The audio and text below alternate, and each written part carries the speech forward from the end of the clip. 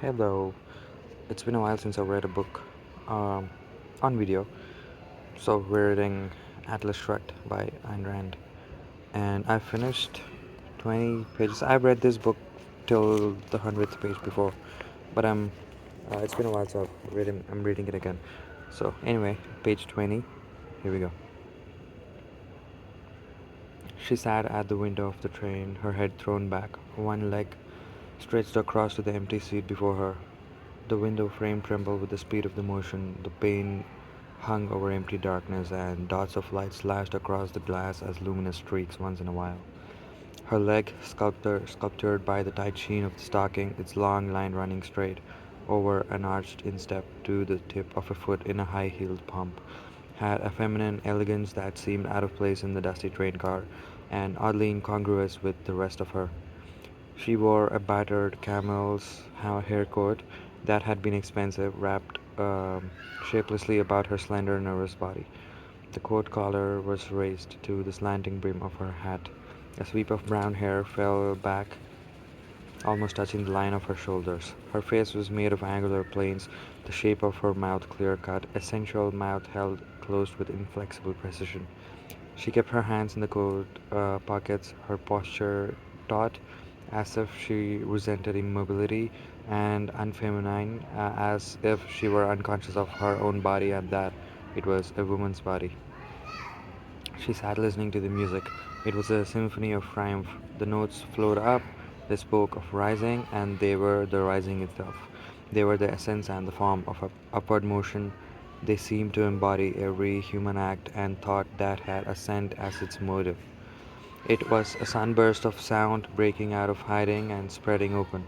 It had the freedom of release and the tension of purpose. It swept space clean and left nothing but the joy of an unobstructed effort.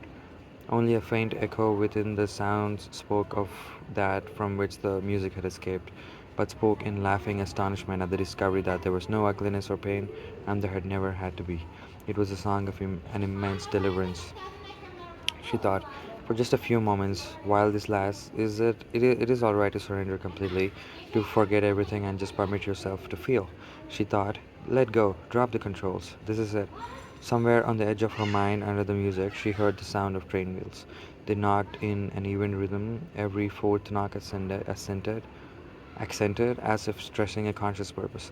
She could relax because she heard the wheels. She listened to the symphony, thinking, this is why the wheels have to be kept going, and this is where they're going. She had never heard that symphony before, but she knew that it was written by Richard Halley. She recognized the violence and the magnificent intensity. She recognized the style of the theme. It was a clear, complex melody at a time when no one wrote melody any longer. She sat looking up at the ceiling of the car, but she did not see it, and she had forgotten where she was. She did not know whether she was hearing a full symphony orchestra or only the theme. Perhaps she was hearing the orchestration in her own mind. She thought dimly that there had been premonitory echoes of this theme in all of Richard Halley's work through the years of his long struggle to the day in his middle age when fame struck him suddenly and knocked him out. This, she thought, listening to the symphony, had been the goal of his struggle.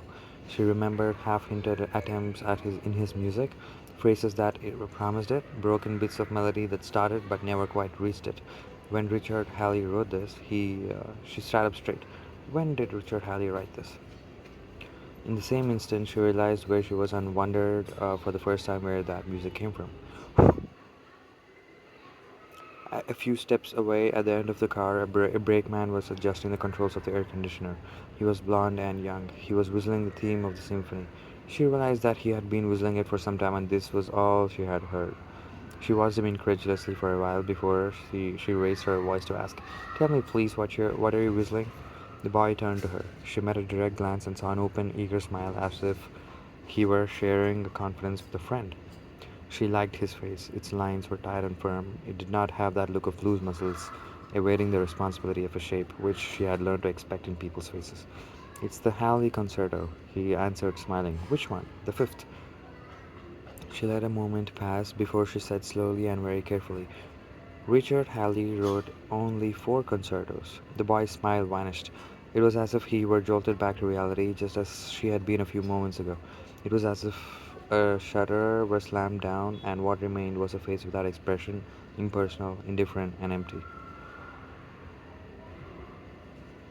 Yes, of course, he said. I'm wrong. I made a mistake. Then what was it? Something I heard somewhere. What? I don't know. Where did you hear it? I don't remember. She paused helplessly. He was turning away from her without further interest. It sounded like a Hallie theme, she said. But I know every note he's ever written, and he never wrote that. There was still no expression, only a faint look of attentiveness on the boy's face as he turned back to her and asked, You like the music of Richard Halley? Yes, she said, I like it very much. He considered her for a moment as if hesitating, then he turned away. She watched the expert efficiency of his movements as he went on working. He worked in silence. She had not slept for 2 nights, but she could not permit herself to sleep. She had too many problems to consider and not much time. The train was due in New York early in the morning. She needed the time, yet she wished the train would go faster, but it was the Taggart Comet, the fastest train in the country.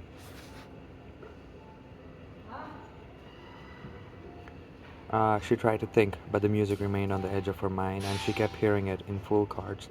I hear music, what the fuck? I hear keyboard.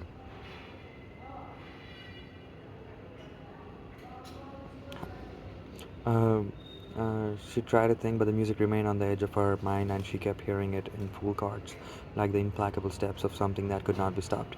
She shook her head angrily, jerked her hat off, and lighted a cigarette.